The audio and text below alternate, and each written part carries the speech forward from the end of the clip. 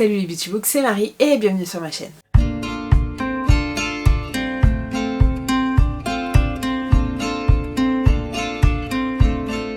On se retrouve pour les sorties littéraires du mois de septembre et il y en a pas mal puisque qui dit septembre dit rentrée littéraire. Alors dans le monde de la SFFF un peu moins la sortie littéraire, mais il y a quand même pas mal de sorties, de suites, de sagas, etc. Et de sorties qui ont l'air pas mal pour l'automne en plus. Donc j'ai hâte de vous présenter tout ça. Je reviens des vacances, j'ai dû mettre l'anneau à fond puisque le temps est horrible.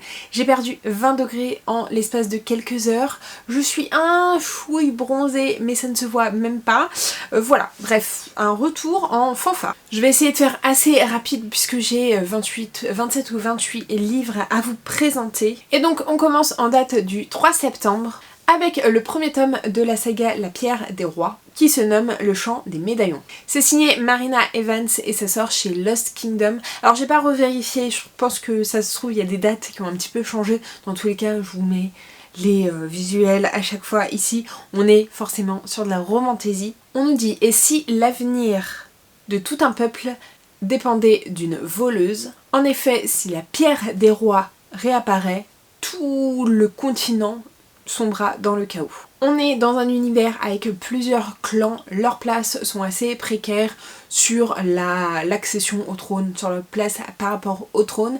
Et là, il y a un ancien médaillon qui refait surface et il est d'une très très grande importance puisque ce médaillon est le seul à les guider vers la Pierre des Rois. On suit Rhys qui a pactisé un petit peu avec l'ennemi. Elle a fait un serment, c'était de retrouver ce médaillon et ce médaillon peut aussi l'aider à se défaire de la relation un peu toxique qu'elle a puisque elle est contrainte d'épouser quelqu'un qu'elle ne veut pas épouser. Sauf que elle va pas être toute seule dans cette quête au médaillon et il va y avoir Oliver qui est un célèbre assassin assez intrépide qui est à la recherche de celui-ci et en plus il en veut terriblement à Rhys puisque il trouve qu'elle est responsable de la mort de ses parents. On se rend compte rapidement qu'il y a une histoire de clan, qu'il y a plusieurs personnages qui cherchent un médaillon et qu'ils vont devoir faire équipe, qu'ils vont se rapprocher, qu'il va y avoir une petite romantaisie là-dessus, un trope assez classique,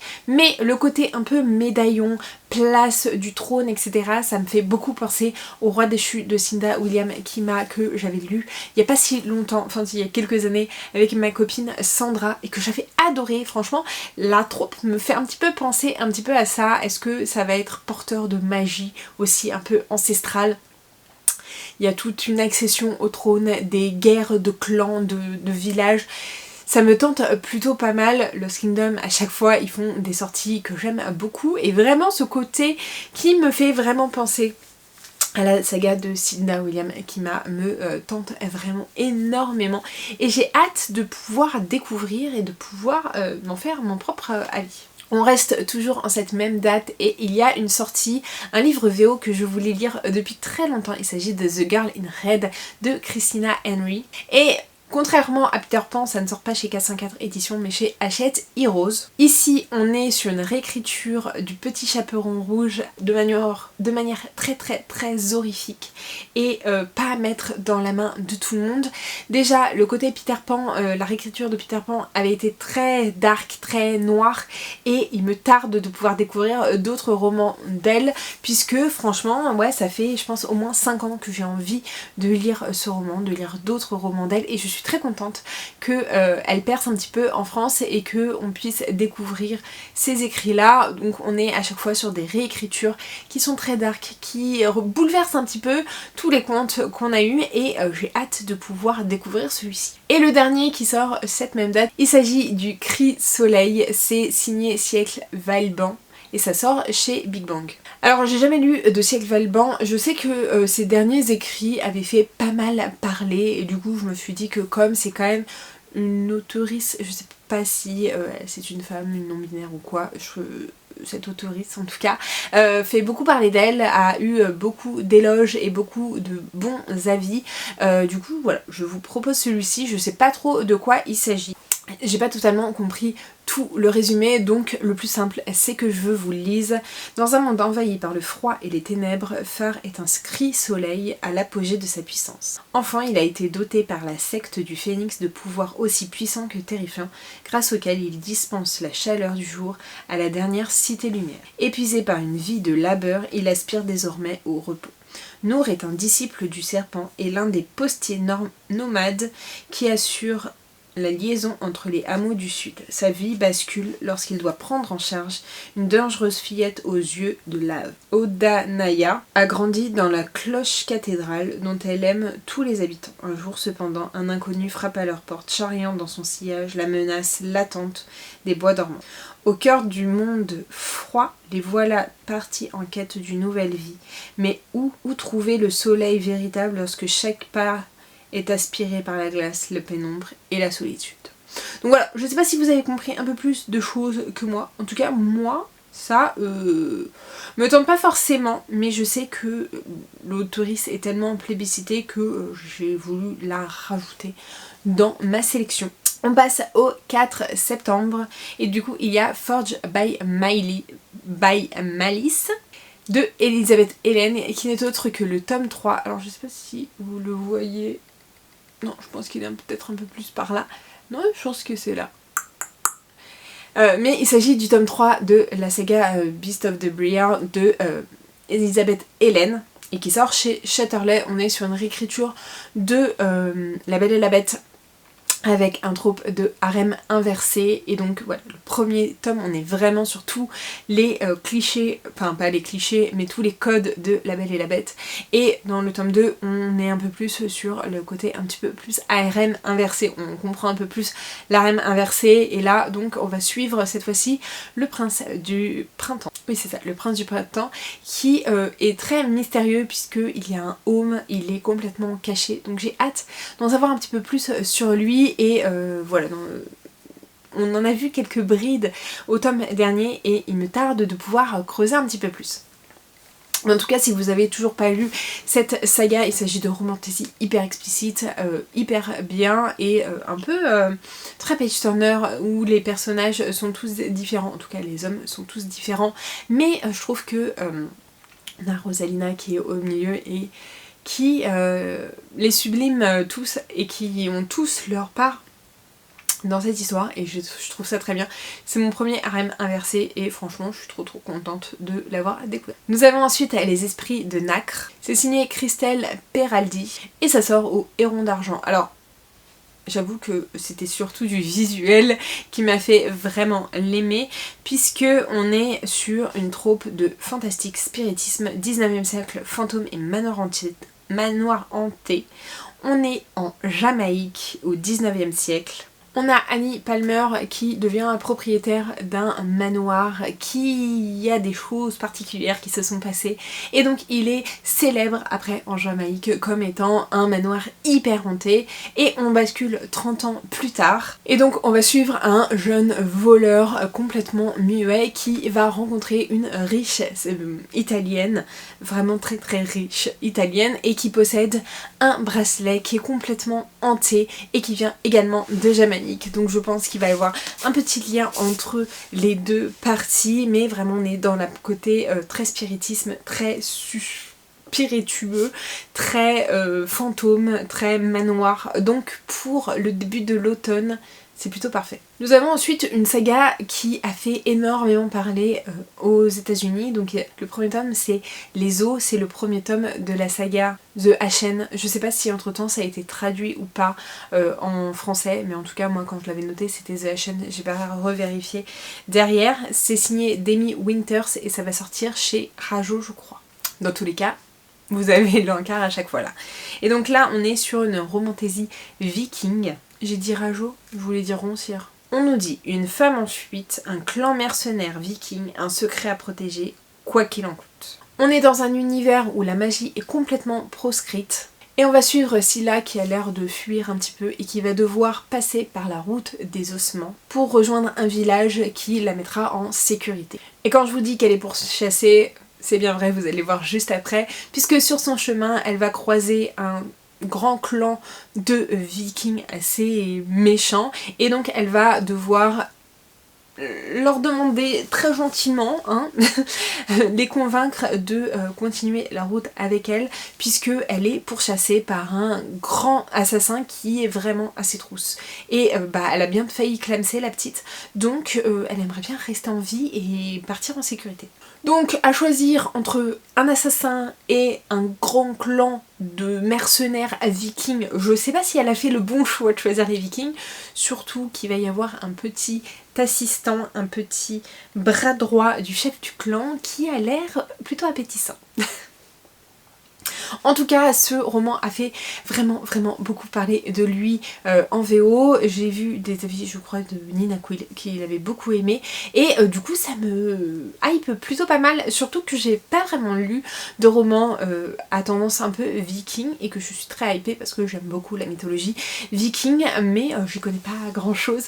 Du coup, je pense que je tenterai cet écrit. Le dernier livre pour cette même date, c'est un de Saxus. Il s'agit de celui qui devait mourir, le premier tome de la saga La malédiction des Hawthorne. C'est signé Camilla Reynes, et comme je vous disais, ça sort chez de Saxus.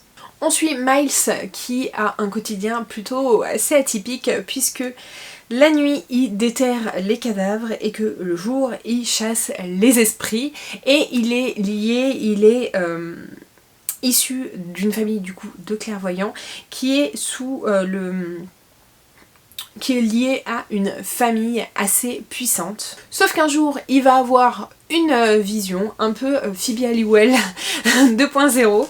Sauf qu'il y a plusieurs problèmes. Le premier, c'est qu'il n'a jamais eu de vision de sa vie, il est absolument pas médium, donc il se demande d'où est-ce que ça vient. Le deuxième problème, c'est que la personne qui est sur sa vision n'est autre que le fils de la famille complètement ennemie à la sienne. Et que le troisième problème, c'est que ce fils-là, même si c'est la famille rivale, il va mourir. Donc il se sent un peu bon samaritain et il va essayer de l'aider quand même.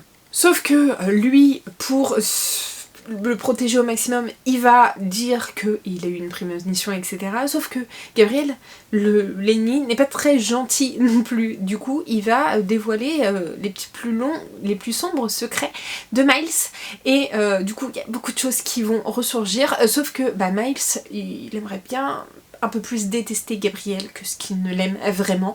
Donc on va peut-être avoir une petite romance MM, ce qui n'est pas pour me déplaire et franchement ça pourrait être plutôt sympa parce que ce côté un petit peu clairvoyance, un petit peu médium, un petit peu contrer le destin, tout ça avec une romance, on est clairement sur un enemies to lovers, mais on est sur des familles ennemies, donc est-ce que les fils se détestent vraiment ou pas? Bref. En tout cas, il me tente vraiment beaucoup. Et il y a ce côté un petit peu sombre encore qui appelle Halloween. Vraiment, en ce moment, je trouve que toutes les sorties sont appelantes pour la période d'Halloween. Donc je pense qu'il va y avoir beaucoup de sorties d'un coup. Donc moi, il va falloir que je fasse des choix pour savoir ce que je lis sur le mois d'octobre.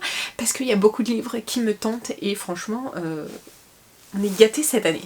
On bascule en date du 10 septembre, encore une fois avec une sortie que j'ai vue depuis très longtemps en VO. Il s'agit de For the Wolf de Hannah Whitten, le premier tome de Wilderwood, et ça sort chez Big Bang. On est encore une fois sur une réécriture un petit peu du Chaperon Rouge et du Loup, puisque on nous dit que la première fille est prévenue pour le trône, la seconde est prévue pour le loup, puisque la seconde fille, Red, n'a qu'une seule destinée, être sacrifiée au loup, dans le seul but que le loup libère tous les dieux qui l'a séquestré, qui l'a enfermé des centaines d'années plus tôt. Sauf que Red, ça l'arrange à moitié puisque elle a été dotée de pouvoirs qui sont un petit peu dangereux et du coup elle se dit qu'en allant du côté du loup avec ses pouvoirs très dangereux, elle ne risquait pas de blesser ses proches, de blesser ceux qu'elle aime. Sauf que quand elle arrive là-bas, elle se rend compte qu'on lui a plus ou moins menti, que tout ce qu'elle pensait être vrai est fausse, puisque le loup n'est pas un terrible monstre mais un jeune homme qui va l'aider à apprécier et à contrôler ses pouvoirs et que les dieux ont pas mal de rancœur et du coup c'est eux qui vont devenir les vrais monstres et du coup il va y avoir tout un enchaînement là-dessus, mais en tout cas ça me tente énormément. Mais je vous dis, ça fait aussi, je pense à peu près comme Girl in Red, ça doit faire je pense facile 5 ans que j'ai envie de le lire, si ce n'est plus. Nous avons ensuite Rose in Chain qui va sortir de Julie Soto, le premier tome de The Evermore Trilogy, donc je pense qu'il y a 3 tomes. Et ça va sortir chez Brajlon. C'est une sortie qui est hyper attendue, j'adorais le côté, la couverture VO, un petit peu moins celle en VF. Mais en tout cas, il est plutôt pas mal. En plus, c'est une grande autrice de romance. Il y a pas mal d'autrices de romance qui se mettent à écrire de l'amour fantasy, donc pourquoi pas si ça fonctionne, si ça marche bien, surtout que celui-là a plutôt bien fonctionné. On n'est pas sur un monde qui est en train de décliner, là le monde est complètement fichu puisque la guerre est terminée, le chaos a réussi et l'élu qui était censé tous les sauver n'a absolument pas réussi. Donc là, on peut pas faire pire que cette situation. Et on va suivre Briony qui du coup suite à cette guerre a été capturée et elle de toute façon elle est aux mains de ses ennemis et elle se dit que foutu pour foutu, il faut qu'elle fasse quelque chose, surtout que le monde qu'elle a connu n'existe plus. Tous les rescapés n'ont plus du tout de magie et sont vendus comme esclaves au plus offrant, et autant vous dire qu'une princesse c'est encore plus sollicité et le prix est plus gourmand. Et du coup elle va être achetée par Toven qui est l'héritier d'une famille de haut rang et il a des ambitions plus que sans limite et elle a toujours eu une espèce de fascination pour lui et elle est très curieuse. Sauf que on se doute bien que on va pas rester dans ce monde complètement déchu. On est dans un monde où la liberté de penser n'existe plus, la magie n'existe plus, mais Briony va avoir une aide dont elle ne pensait pas du tout, donc je pense qu'elle devient de Toven et ensemble ils peuvent peut-être changer le cours des choses. En tout cas, trope assez original mais assez classique aussi. Original dans le fait que là on est pas en cours de déchéance, voilà, la déchéance est là et j'ai hâte de pouvoir voir ce que ça va donner, d'avoir les premiers avis pour voir si c'est à la hauteur de ce qu'on nous en dit, mais franchement je suis très curieuse.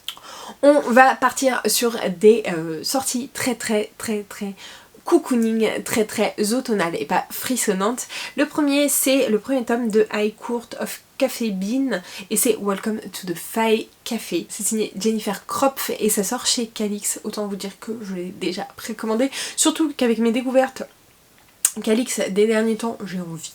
Et donc on est sur de la cozy fantasy. Bon apparemment ça parle plus de Noël mais on est dans une ambiance très automnale quand même et franchement ça me tente trop. On suit Kate qui lit son livre dans un café. On est au début de l'automne, les feuilles sont oranges, bref je vois très bien le cliché limite avec son pumpkin spice latte quand un homme de Toronto se montre très impoli avec la serveuse. Sauf que Kate elle l'engueule pas juste, elle lui dit juste pas que il a été inconvenant et que voilà, elle le tue accidentellement, mais elle le tue. Sauf que ce jeune homme n'était pas n'importe quel jeune homme puisqu'il s'agissait d'un fae qui venait secrètement dans le royaume des humains.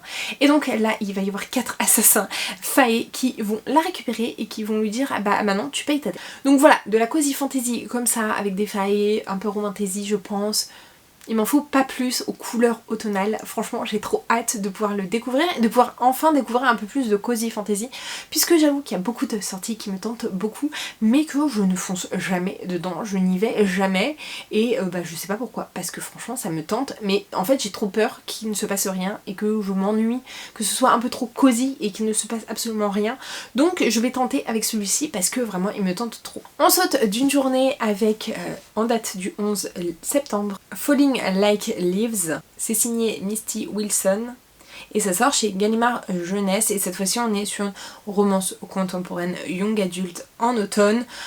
J'ai pas trop envie de savoir de quoi il s'agit mais encore une fois on a la vibe très automnale. Alors le côté un peu trop young adulte peut-être pas, Gallimard Jeunesse non plus, mais moi je vous avoue que j'ai juste craqué pour la couverture. J'ai besoin de lecture un petit peu doudou, même si j'ai besoin de lecture un peu frissonnante, j'ai besoin de lecture doudou aussi. Et celui-ci, j'ai l'impression que c'est un gros câlin et que voilà, j'ai envie de lire des romans qui appellent l'automne. Nous avons ensuite le club de lecture de Martha's Vineyard qui sort toujours le 11 septembre. C'est signé Martha Hall Kelly et ça sort chez Charleston. Martha Hall Kelly, je l'avais adorée sur son roman sur la Seconde Guerre mondiale, qui était Les Lilas Neurophories, après un hiver rigoureux. Et là j'ai l'impression qu'on est quand même dans un sujet un peu plus contemporain, un peu plus tranquille, puisqu'on est en 2016 sur l'île de Martha's Vineyard au large du Massachusetts. On suit Marie qui, après le décès de sa mère, se rend sur l'île de Martha's Vineyard sous prétexte d'assister à un cours privé avec la célèbre peintre Elizabeth Devereux. Mais Marie va trouver un papier particulier dans les affaires de sa mère qui pourrait expliquer un peu le lien entre sa mère et cette Elizabeth. Et du coup, pendant leur conversation, Elizabeth va lui raconter l'histoire de ses sœurs Smith qui vivaient dans la ferme qu'elle occupe aujourd'hui et qui ont créé un club de lecture pendant la Seconde Guerre mondiale. Donc je pense quand même qu'il va y avoir un petit côté historique, mais à savoir comment ça va être traité, puisque la couverture ne fait pas très historique, un peu plus contemporain. Donc j'ai hâte, mais moi, Martha Hall Kelly, j'avais adoré le premier tome qu'elle avait. Le deuxième, j'ai lu de la moitié, j'ai les DNF, peut-être parce que c'était pas le moment ou parce que j'avais pas besoin de ça, que c'était trop redite, etc. Mais j'aime beaucoup sa plume, du coup je me dis bah pourquoi pas. Encore en cette date du 11 septembre va sortir une grosse sortie, à savoir Le Bouclier des Oiselles, qui est signé Daphné Perry et qui sort chez Roncière. Une romantaisie dont on entend énormément parler. Et donc là on est sur un enemies to lovers avec du slow burn, un mariage arrangé et des malédictions, puisqu'on nous dit que être l'oiselle n'est pas un privilège, c'est un piège. Des siècles plus tôt, les dieux ont libéré des monstres sur les 5 royaumes de Kalandra pour rappeler aux mortels leur insignifiance. Mais je n'ai jamais eu besoin d'une divinité pour me rappeler la mienne. En tant que princesse, mon seul devoir est d'obéir au roi. Régner ne faisait pas partie de mon destin.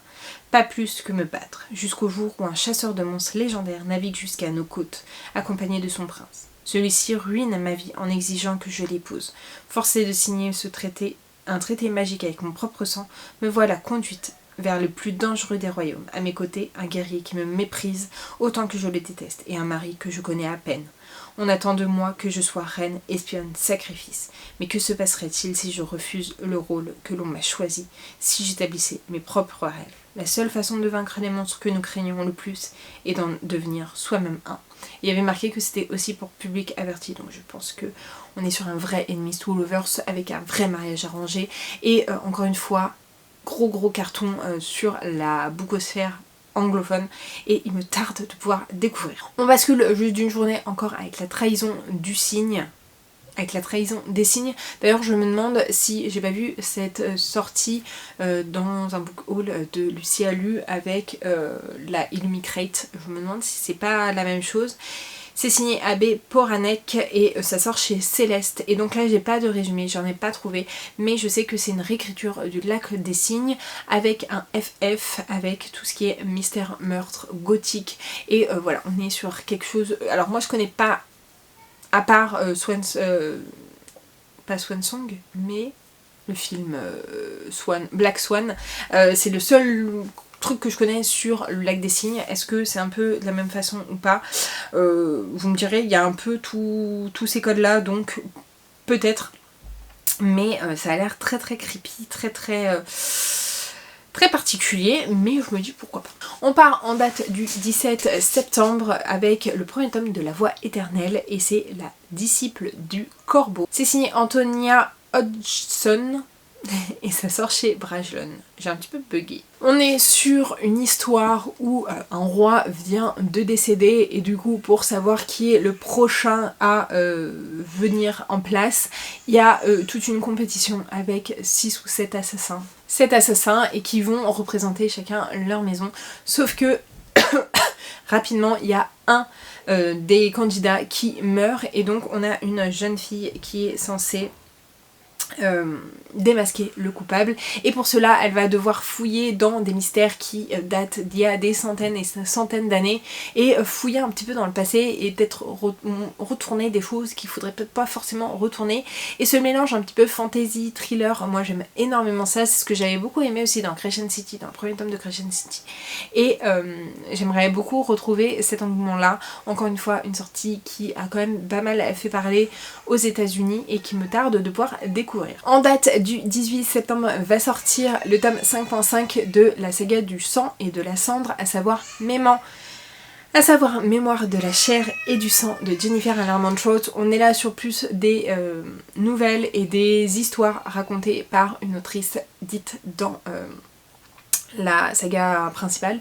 mais il faut bien être à jour dans les 5 premiers tomes de From Blood and Ash, donc du sang et de la cendre, et les 3 ou 4 les 3 premiers tomes de La chair et le feu, parce que voilà, ça va spoiler pas mal de choses, mais j'ai trop hâte de pouvoir découvrir, même si j'aimerais bien qu'on avance un petit peu dans le sang et la cendre, puisque ça fait 2 tomes où on n'avance pas dans l'histoire, et du coup je suis hyper frustrée, j'ai très envie de découvrir la suite. Je suis désolée si vous entendez des pleurs derrière, mais c'est ma fille qui est là, qui vient de rentrer des courses, qui ne me voit pas, du coup qui est frustrée. J'essaye d'aller un peu plus vite pour pouvoir la rejoindre. Toujours en date du 18 septembre va sortir le book club des cœurs solitaires, et c'est signé Lucy Gilmore.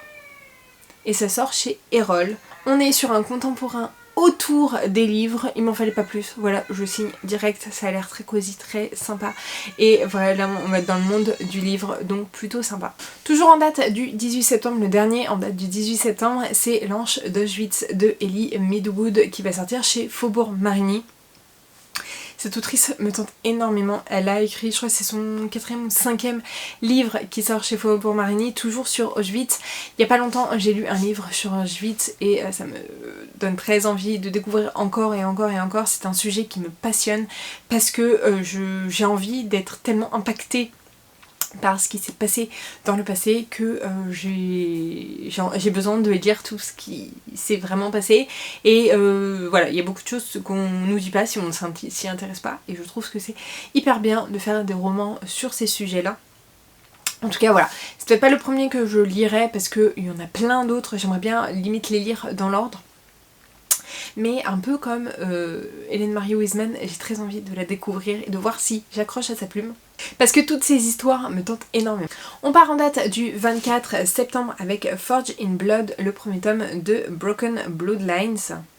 Apparemment il y a 4 tomes qui sont déjà sortis en Angleterre. En Angleterre ou aux États-Unis, enfin bref, en anglais. Et c'est signé Sadie Kincaid. J'ai absolument pas trouvé le visuel français, du coup je vous laisse le visuel anglais. Je sais juste que c'est une dark romantasy qui va sortir chez Corrigan. Et du coup j'ai pas trouvé non plus de résumé parlant, mais moi Corrigan c'est le style que j'aime bien, et voilà, je suis curieuse de pouvoir découvrir. J'ai pas trouvé de résumé français, donc je vais pas vous donner une traduction du résumé anglais, je vous laisse aller chercher par vous-même si ça vous intéresse. Toujours en date du 24 septembre va paraître une suite de saga qui me tarde trop d'avoir. Je pense que les premiers tomes sont par là. Il s'agit du tome 3 d'Ombre et de Couronne, à savoir L'appel du vide de S.M. Gettier qui va sortir chez Lost Kingdom, et je suis trop impatiente d'avoir la suite. C'est une romantasy dont on n'entend pas trop parler. Franchement, il n'y a pas eu trop de com dessus, de hype là-dessus, alors que moi j'ai beaucoup aimé. Je trouve qu'il y a quelques défauts, mais enfin moi je me suis hyper attachée au personnage et j'aime beaucoup. On est dans un monde où il y a 2 types de personnages, les marqués qui ont des pouvoirs issus des dieux, et les non marqués qui eux n'ont aucun pouvoir, et il y a un grand fléau, une grande maladie qui dissémine un peu les non marqués, ceux qui n'ont pas de pouvoir, sauf qu'on va suivre Cassia qui, elle, n'est pas marquée, qui n'a pas de pouvoir, mais qui, elle, a survécu à ça. Et donc, elle va être un peu demandée par l'ambassadeur roi, l'empereur roi, bref, l'ambassadeur roi, je crois, bref, je sais plus comment il s'appelle, de feuilleter, de voir un petit peu comment se passe ce terrible fléau, d'où il vient, comment il surgit, pourquoi elle y a survécu, etc. Et elle va être mise dans les mains de son garde, de son chef militaire on va dire, et donc il va y avoir une petite animosité, mais ils vont s'entraider et petit à petit il va y avoir une belle relation qui va se faire, un peu beaucoup de secrets, beaucoup de non-dits, beaucoup de choses comme ça, mais j'ai beaucoup aimé, j'adore Highlander, j'adore Cassia et les amis etc, et voilà, j'aime beaucoup tous les personnages et j'aime énormément cette saga, j'aimerais que beaucoup plus de personnes la lisent et l'aiment pour être sûr que ça ne s'arrête pas et qu'ils traduisent bien tous les tomes. Mais c'est vrai que ces romans-là, je n'en ai absolument pas entendu parler, alors que moi, franchement, je les trouve très très bons.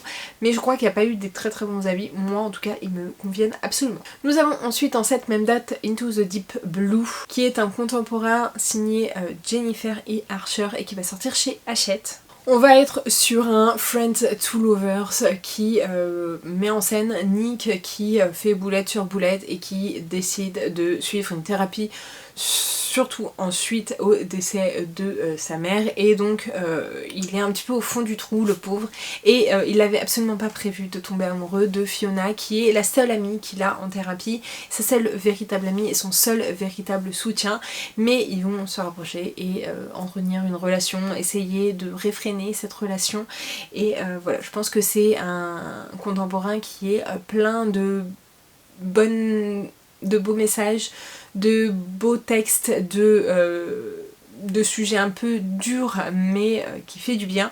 En tout cas voilà, c'est un contemporain romance un petit peu young adulte, donc pas forcément totalement ma cam, mais je sais pas, il m'a percuté quand j'ai lu le résumé. On reste toujours dans cette même date avec Les Invocations, qui est signé Crystal Sutherland. Je me demande si c'est pas l'autrice de Wilder Girls ou un truc comme ça, et ça sort chez Rajo, et donc là on est sur thriller, horreur, malédiction, sorcière, possession et paranormal. On suit Zara qui croit dur comme fer à l'occultisme, mais en fait elle y croit un peu, elle n'a pas vraiment le choix, elle se force à y croire puisque sa sœur est décédée et que Zara s'est promis de la ramener à la vie. Sauf qu'on sait qu'il faut pas trop jouer avec ça, et donc on va suivre également Jude qui elle a joué avec ça et qui a joué avec la vie et la mort, et qui est pas sortie très vainqueur, puisque elle a un démon qui la ronge et qui lui prend tout ce qu'elle a. Elle le ronge complètement de l'intérieur et ça la rend hyper mal physiquement que mentalement. Et donc les deux vont faire appel à une sorceleuse qui va les aider dans leur quête, etc. Donc il s'agit d'Esmé, sauf que un tueur, un grand tueur commence à tuer tous les clients d'Esmé, donc elles vont se réunir toutes les trois pour enquêter un petit peu, pour savoir qui en veut autant aux clients d'Esmé, est-ce que ça a un lien avec l'occultisme, avec d'autres choses, mais franchement ça me tente plutôt pas mal. Ou c'est Wilder Girl, bref.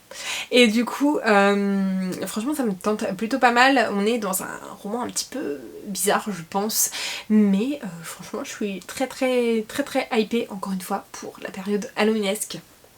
C'est plutôt pas mal. Et la dernière sortie du 24 septembre, c'est signé chez Lost Kingdom. Il s'agit de Where Oceans Burns de Casey L. Bond. Et donc là, on va parler de sirène. On suit Elira qui est une grosse guerrière qui est née pour voler et pour combattre, sauf qu'un jour un terrible secret, son plus grand terrible secret va faire face, et elle n'a d'autre choix que de tuer son ennemi juré, le roi requin. Rien que ça. Ah non, pas le tuer, mais le capturer en tout cas. Sinon, elle sait que tous ces secrets vont surgir, et ça, elle ne veut pas forcément. Sauf que le requin des mers n'est autre que le terrible assassin de celui qu'elle aimait jadis. Donc ils vont devoir allier leurs forces pour être un peu plus forts. Et voilà, on est sur un bel Enemies to Lovers, je pense. Et ouais, franchement, je lis pas assez de fantasy sur Marine ou sur les sirènes, donc je me dis pourquoi pas. Et puis le Magicarium de la bibliothèque d'Emilia m'a relancé dans cette frénésie de j'aimerais bien lire quand même des sirènes. On tient le bon bout, il reste 4 sorties. Le premier c'est donc 25 septembre, il s'agit du Roi des Spectres, le premier tome de The Rise of Northgale. C'est signé Juliette Cross, et ça va sortir chez Roncier. Je pense qu'on est sur une petite guerre entre humains et fae puisque on suit le roi Wraith qui veut mettre fin à une guerre hyper sanglante avec les failles et pour ça il demande à avoir la main de la princesse. Mais du coup elle accepte en échange que tout son peuple soit sain et sauf et donc elle va se retrouver dans un palais très de verre, complètement noir, très lugubre où elle va être complètement prisonnière. Mais surtout où elle a déjà été retenue prisonnière. Donc hyper intriguant, franchement la couverture me tentait déjà pas mal, mais encore une fois, moi les failles, vous savez que je n'en suis toujours pas lassée et j'ai hâte de pouvoir découvrir et j'ai pas trop entendu parler de cette sortie, donc je suis très curieuse. Nous avons ensuite La Malédiction de Waterdown. C'est signé Marie Levski et sa sœur chez Château d'Âme. Encore une fois, je ne vous parle jamais de cette maison d'édition, mais là, la couverture m'a... Et aussi le résumé puisqu'on va parler d'Écosse. On est sur magie, secret de famille, monde contemporain et Écosse. Autant vous dire que tous les mots clés c'était pour moi. On suit des sœurs qui sont un petit peu en froid depuis un certain temps mais qui vont devoir se réunir puisque leur grand-mère vient de décéder. Elles vont devoir retourner en Écosse à Waterdown où là elles n'ont plus de grands souvenirs que des petites bribes de souvenirs d'enfance. Mais quand elles arrivent, déjà elles vont devoir cohabiter. Elles ne se parlent plus, elles vont devoir cohabiter mais en plus on a l'impression qu'elle dérange un petit peu puisque tous les habitants vont la regarder de façon très sombre. Jusqu'au jour où les sœurs vont recevoir une invitation pour un bal d'une grande famille. Et cette famille n'est autre que celle qui règne sur la ville. Sauf qu'en plus, cette petite fratrie et cette petite famille n'est pas issue de gros lézerons, ils sont vraiment très beaux, mais il faut faire attention à tout ce qui est trop beau. Vous savez, les trucs qui brillent mais qui vous attirent pour vous tendre des pièges, on est un petit peu là-dessus. Et franchement, ça me tente trop, les secrets de famille, l'Écosse, la fratrie comme ça, un petit peu... qui attire et qui cache des sombres secrets, le mystère qui est autour de ces sœurs, franchement ça me tente trop, j'ai trop envie de le lire. Nous avons ensuite Les Encens de Maureen Desmailles qui va sortir chez Slalom. On suit Charlie qui a un don bien spécifique puisque chaque instant de vie, chaque moment, chaque action est résumé par une odeur et pour mettre en avant ce don, elle va intégrer la célèbre école de parfumerie de Paris. Sauf que ses parents lui décident de lui couper complètement les vivres, donc elle se dit qu'elle va devoir renoncer à son plus grand rêve, sauf qu'elle arrive à taper dans l'œil d'un très grand professeur. Sauf que rien n'est gratuit, il décide de financer ses études si elle l'aide à concocter toute une gamme de parfums qui s'appelle Les Encens. Sauf que ce qu'elle sait pas, c'est que Laszlo, donc le dit professeur, est plus attiré par son sang que par l'odeur. Et du coup, on va peut-être avoir un petit côté un petit peu vampirique ou quoi. Mais encore une fois, ça me tente plutôt pas mal. Franchement, il y a beaucoup de sorties qui me tentent énormément. Il y en a que je vous ai mis parce que je sais que ça peut vous tenter. Mais alors, il y en a beaucoup qui me tentent énormément. Et de faire un choix, ça va être très compliqué. Et donc le dernier, c'est en date du 26 septembre. Il s'agit d'une sortie de Mary E. Pearson qui a écrit... Dance of Quiz et Dance of Thieves et Kiss of Deception, je crois que c'est ça, et du coup ça me tente énormément et là elle revient avec une autre saga, c'est The Courting of Bristol Kids et ça sort toujours chez La Martinière. On suit Bristol qui essaye de survivre avec ses sœurs depuis la mort de ses parents, mais un jour elle va recevoir une lettre un petit peu mystérieuse qui va faire voler toute sa vie en éclats. En effet, pour sauver son père, elle va devoir plonger dans le royaume d'Elfheim et se lier avec le roi des Fae. Sauf que le Fae est très dangereux mais très irrésistible. Et en fait ils vont avoir chacun besoin l'un de l'autre, l'une pour retrouver son père et lui pour sauver son royaume, mais en plus ce qu'elle ne sait pas c'est que le roi est complètement mêlé à la disparition de ses parents, donc encore un trope qui me tente plutôt pas mal. Donc voilà pour cette méga très longue vidéo, je suis désolée, elle était vraiment très longue, je vais essayer de raccourcir au maximum, surtout qu'il y avait des résumés un petit peu brouillons. N'hésitez pas à me dire, à aller voir d'autres vidéos sorties littéraires, d'autres copinotes de booktubeuses, etc. Puisque on sort des vidéos complètement différentes en fonction de nos envies, de nos goûts littéraires, etc.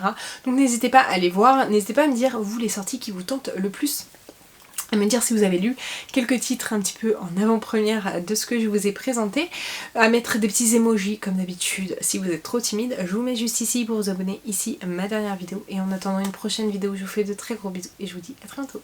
Ciao!